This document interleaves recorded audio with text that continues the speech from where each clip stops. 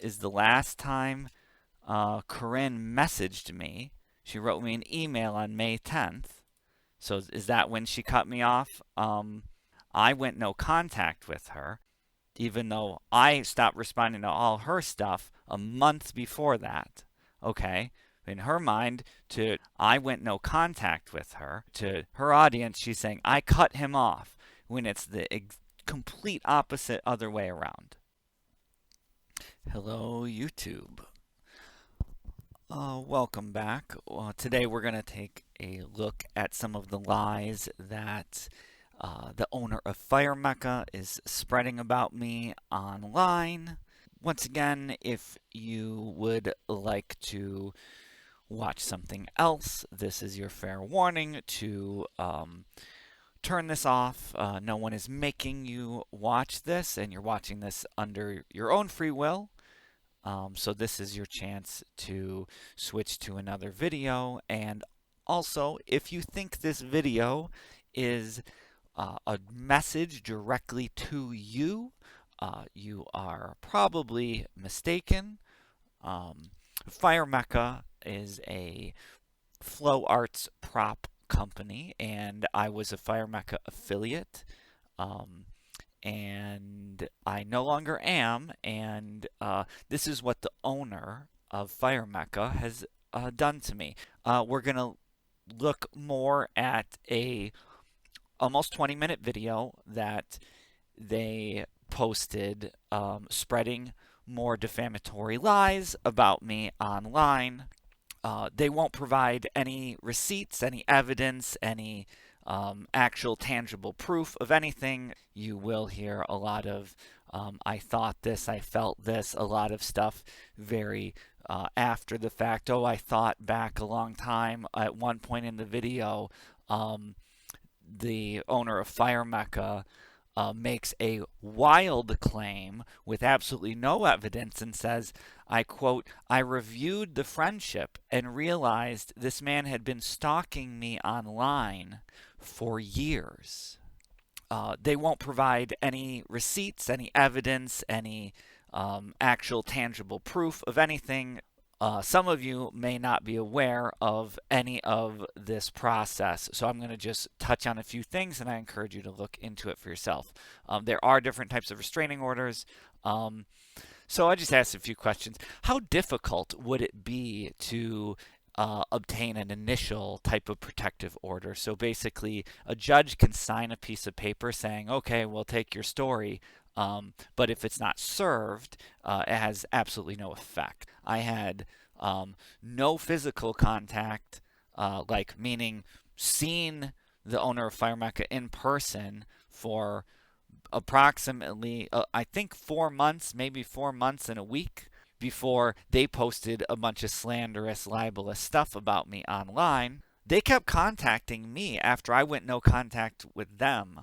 And I had to contact them and say, please do not contact me. Don't worry, I'll show that email again. I've showed it in other videos.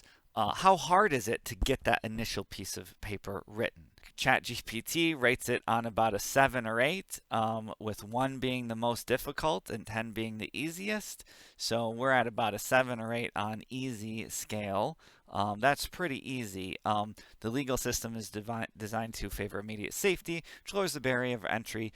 You can imagine going into a judge and crying and telling all this sob story about how you're so scared. And courts use a pretty low burden of proof, this says, for like this initial part. They don't need any evidence whatsoever. Legally, a person sworn, written or verbal testimony is considered evidence at this stage. As soon as you catch someone in a few lies, their testimony drops like a rock. Anyways, they don't require any physical proof like photos or messages or anything. They can just verbal testimony. If you lie, if you're caught lying under testimony, it's penalty of perjury, but the legal standard is just something reasonable. It can be granted based solely on the applicant's allegation, and you can be held in contempt of court if you're caught lying on any part of it, because you have to go under oath. To just go in with no evidence and just cry a bunch anyone can go do that. You don't have to bring any actual evidence. I'm going to read to you the events that I presented in order to be awarded the Order of Protection, otherwise known as an injunction against harassment. They're going to tell us the stuff that they had to say, nothing that they had to show. They don't have to show anything. They just have to go and say things. If you were not in a domestic relationship, meaning you didn't sleep together, you never dated, you never lived together, and you had no intention of living or dating or whatever, which is my mistakes, which is my mistakes, which is my mistakes. I told this man so early on, I have no intention of ever going on a date with. You might want to ask yourself, from Corinne's perspective, why would that be a mistake? Which is my mistakes, which is my mistakes. She told me early on that she never wanted to go on a date with me. She's saying it was a mistake for her to have told me that. In what world would that have been a mistake? If she's determined that I am some dangerous psychopath, wouldn't that be a good thing that things didn't get more close? Which is my mistakes, which is my mistakes. In what world do you determine that some man is a dangerous psychopath and then in hindsight say, yeah, it was my mistake to tell him we're not going to date? You understand? When someone posts that joking things about how they're a misandrist, meaning they hate men, and then they have a chance to get a restraining order that's trumped up, and they're looking back on it and saying, man, it was a mistake not to date him because otherwise I could have had a stronger type of restraining order. If you were not in a domestic relationship, meaning you didn't sleep together, you never dated, you never lived together, and you had no intention of living or dating or whatever, which is my mistakes. I told this man so early on, I have no intention of ever going on a date with you. I'm not interested. And so the judge would not order an OP, would not award an OP because we have no domestic relationship, despite that being this man's potential. Like, I don't know what his original mission is. She doesn't know what the original mission is, so let me give a little clarity here. Back in, looks like January 30th of 24, and again, this is what I was saying before about they're going to talk a lot and bring zero receipts. I say, I just want the business to be successful. We talked a lot about business, talking about the logo, using video editing. This comment here, I just want the business to be successful. Oh, it was her mistake that I was interested in doing business stuff. She's confused because she's like, I don't know what his original mission is. I don't know what his original mission is. I don't know what his original mission is. We're going to talk about in a moment why there's this memory problem. 80% of our conversations were about business stuff. Here's another one on 124. This is a few days before that. I'm talking about a shade structure for Fire Mecca. And I was like commenting like, could you put a Fire Mecca tapestry in the back of like on the back wall? So like when you're doing your next video, like you got a big logo back there. That'd be cool. And I was saying like could have maybe like a Fire Mecca tent in that way, like a shade structure, 12 by 12. I've seen them at like a lot of flow festivals, and like instead of just having a regular shade canopy, you could have one with a big logo on it. I also say I'm excited to meet tons of new people when I get there and to spin fire with people if I can. And people can teach me how to live in the desert. I've never lived in the desert before. And I said, I hope you make it to Michigan or wherever you want to move. They had said Pacific Northwest. My intention, spin fire, meet people, learn how to live in the desert, talk about business stuff. My favorite thing is fire spinning. And then I talk about how my Facebook page is more for business. I said, I want to learn to live in the desert. They say, I want to go to the Pacific Northwest. I'm like, cool, I hope you make it there. I don't know what his original mission is. Timeline events involving Daniel Kastner and Corinne Vivers. Before we get into the timeline, I need to go over one more thing to help you understand some things. This is going to be relevant in many of the upcoming things. Vivers just said timeline, and they're going to start throwing out a bunch of dates. Some of them I can line up with some texting, and some of them I cannot, or the texting contradicts the dates. There are a few that are super specific. We have April 9th dates, March 29th through March 30th. We have a March 31st date, and a bunch of dates. You're going to hear a lot of dates. This is going to come up a lot later. On Tuesday, April 9th, which was the last day I ever contacted Corinne Vivers, well, besides months later when I had to actually email Corinne Vivers and say, do not contact me ever again. Right here, they write they have chronic anxiety, CPTSD, and layers of stress. Here are layers of stress. CPTSD, which, if you don't know what this is complex post-traumatic, I don't know if I can spell this, stress disorder. We're going to talk about this, and then we're also going to talk about drugs. On Tuesday, April 9th, around that time when the last messages they ever sent to me, they clearly state that they have chronic anxiety, which we know what chronic means, and they state they have complex PTSD. PTSD is a mental health condition, severe emotional dysregulation, negative self perception, and profound relationship difficulties. On one of the last times Corinne Vivers ever contacted me, they literally wrote to me that they have this disorder, severe emotional dysregulation, negative self perception, and profound relationship difficulties. That's what they told me. What else about PTSD?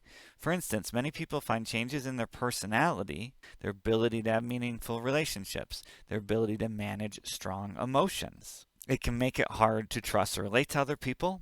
They start to feel bad about themselves, like they can't control their own emotions. Some people with this disassociate or separate from reality. People with this disorder often experience mental health difficulties such as depression, anxiety, substance abuse problems, disassociation, or borderline personality disorder. They also wrote, in one of their online profiles, they write that they are a total stoner.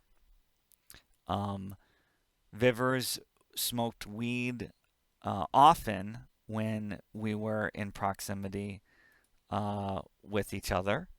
I saw this the majority of the time, and one of the times where Vivers' recollection of uncomfortable moments, in their words, uncomfortable moments and lots of red flags, Vivers was high smoking weed the entire time we were there, 30 something hours. 1 a.m., went to sleep, woke up, was there all day Saturday, and then Sunday I left in the morning. I want to ballpark maybe 8:30 a.m. And so Vivers was high smoking weed the entirety, and they even put in their online profiles they're a total stoner. Many of the times that I was at Vivers' own house locally in Phoenix, they were smoking weed. What happens if a person regularly smokes weed and they also have chronic anxiety and CPTSD, this disorder? Are, is there anything with that? Well, THC worsens dysregulation. So if this person already has severe emotional dysregulation, which they've admitted in an email to me, and THC worsens the dysregulation. THC can can increase irritability, emotional volatility, impulsive behavior, which are already core issues in CPTSD. CPTSD hinders therapy, interferes with healthy coping skills. Um, there's a risk of dependence on THC, worsening overall symptoms, messes with anxiety and depression disorders over time, messes with the brain's pleasure reward system, and over emotional dysregulation. There's a psychosis risk.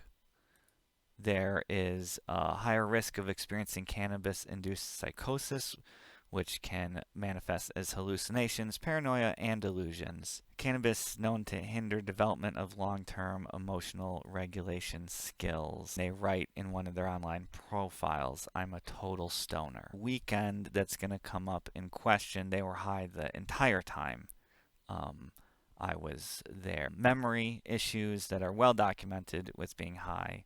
Um, Meanwhile, I've been sober, haven't touched a drink or any THC cannabis at this point in 5 years. This CPTSD and chronic anxiety, current burnout, and stress was all happening around this questionable dates of the March 30th weekend and the April 9th weekend, when all these strange memories come up, all these concerning experiences, all these uncomfortabilities.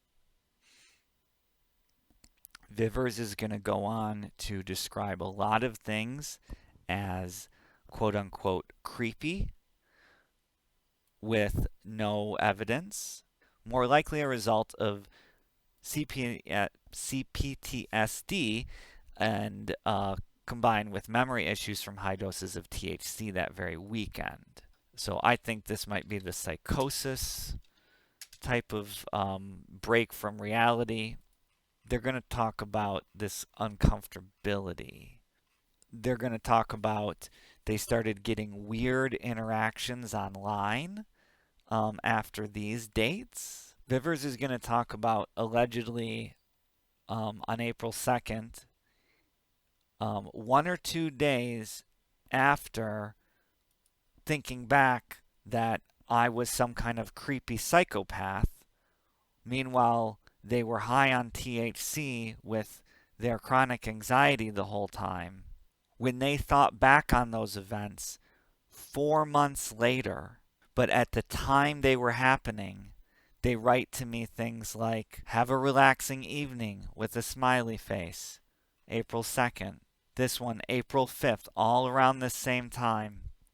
I ordered this rope dart. This is supposedly after this weekend where she is now saying after the fact all these red flags, all this concerning scary behavior. What does she write to me days after that weekend? I ordered this rope dart. She says, "Heck yes, cool, what kind?" "Oh, did you just need the new head on the rope dart? You could have picked that up from my house for cheaper probably. LOL." Does this sound like messages from someone who's thinks they're interacting with a creepy psychopath? Sends me, "Have a relaxing evening." April 4th. Vivers, "I appreciate you too. Sorry you're going through that. I just got to snowball. Wish me luck." And then sends me a smiley face. Vivers on April 4th. "I appreciate you too. Wish me luck." This is allegedly just days after this weekend where she's going to say it was so bad. Again on April 5th. "Good morning. Pineapple is going to pick your brain about shoppable videos, talking about business stuff." Sends me good morning. In their video, going to say they were basically terrified at this time. April 5th again, when I ordered the rope dart. Vivers writes, "Eating and mouthful. Hi. Vivers, free today?" She's going to look back on this side events all surrounding these times in totality, making her think so seriously, and had to message her sister that she thought she was going to be kidnapped. Looking back, that's what she's going to say. Here's all the text messages. And I say, I'm busy. I didn't realize the times were only on weekdays. Vivers is going to say, I have time tomorrow and Sunday. I haven't responded to your email. Email was about the rope dart pickup time. I already showed it in the other videos. But they're writing this again after this terrible, scary weekend. Writes that you are different because we're friends and you already hang out at my house. Smiley face. Vivers, I'm going to head to the welding shack and after I finish up eating because I have a lot to catch up with manufacturing. Here's the messages. Eating mouthful. Free today? I have time tomorrow and Sunday. I responded to your email that you are different because we're friends and you already hang out at my house.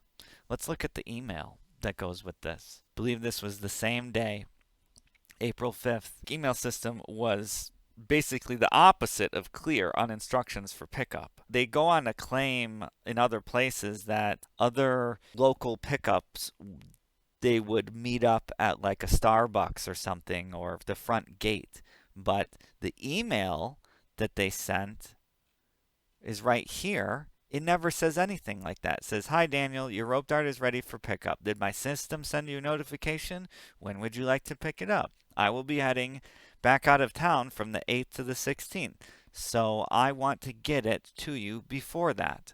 Hope your weekend is going well. Doesn't have any instructions besides when would you like to pick it up? Instructions, meet me at the gate, meet me at the Starbucks, don't come to the door, make sure you come by yourself, nothing. This email was on April 5th. Responding to this automated email, I write testing, testing, 1, 2, 3, because they were like, hey, can you tell me if you got like that email or whatever? And we like tested their website system stuff all the time. I write, I got this message. I'm just checking the pickup message now. I didn't realize it was only Monday through Thursday. They say, if you have any questions, reply to this email. I write, I wasn't sure if I just show up and knock or if I have to call ahead, but that's all. TTYL. They reply still with no instructions and just say, you can visit anytime because you've already been to my house, LOL. Does this come off as a person who's terrified? Does this come off as a person with all of this stuff who's just spent a weekend super creeped out, scared, seeing red flags for months, is what they said.